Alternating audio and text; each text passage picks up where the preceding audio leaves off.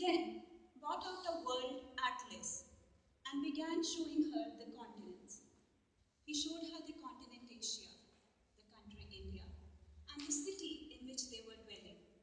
The city appeared to be just a dot on the map.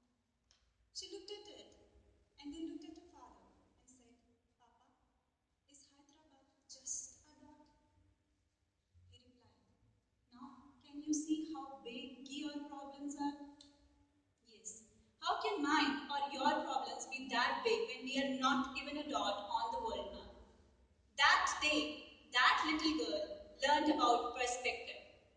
Good afternoon, Toastmasters and guests. How many of you believe that at some point or the other in life, you might have faced the biggest problems of the world? What about the rest? Are you like gods or something? At least I believe so. And I also believe that there would be some people who, if put in my shoes, would have faced the same problems more boldly. So where is the difference? In the perspective, of course. We too often forget that things are not what they are. Things are what we think they are. Things are what we compare them to they are. So why don't we stop, pause, and think for a moment that compared to all the things that have happened in our lives, are happening or would happen in the future, how bad is this problem? Is it permanent or is it only temporary? And usually it is temporary. So don't you think so that we need a change in perspective?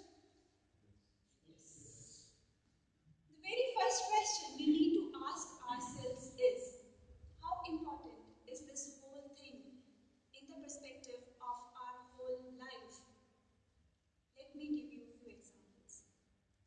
Let's say your car has been stolen. That's such a major nuisance in life. But how is it compared to someone who has just been diagnosed of cancer on the same day? How many of you have girlfriends or boyfriends? Seriously, none? Get some life, guys. So if you have been dumped by your girlfriend or boyfriend, and for those who have never been acknowledged by anyone,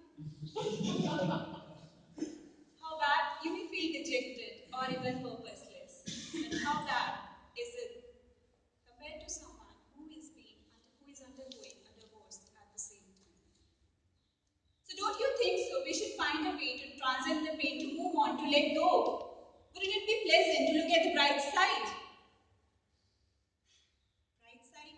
That is not something we want to focus on in that problem. Bright side is not something that we believe in that problem. But there is a bright side. And it is up to us whether we want to look at it or not. A few days ago, my 3-year-old nephew, who has the habit of disturbing almost everything around him, found an ant to his muse. The ant was on its way, climbing up a wall where my nephew blocked its way with his hand. The ant did not even stop for a second. It just changed the direction and kept moving on. My nephew again blocked its way. The ant again just changed the direction but kept moving on. Probably one of the tiniest creatures of nature, but what a strong will. That day, I learned 2 lessons. If you are strongly determined, adverse circumstances will give in. And resilience. Falling down is part of life, but getting back up is living. We are not here to give up, we are here to live.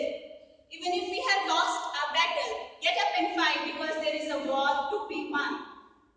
Never say that you cannot do something, that something is not achievable, or that something cannot be done, no matter how harrowing or discouraging it is. We, each one of us, are the masters of our own reality. And the moment we become self-aware to this, almost nothing in the world is impossible. Now, let me ask you a question again. Is there a guarantee of anything in life? No.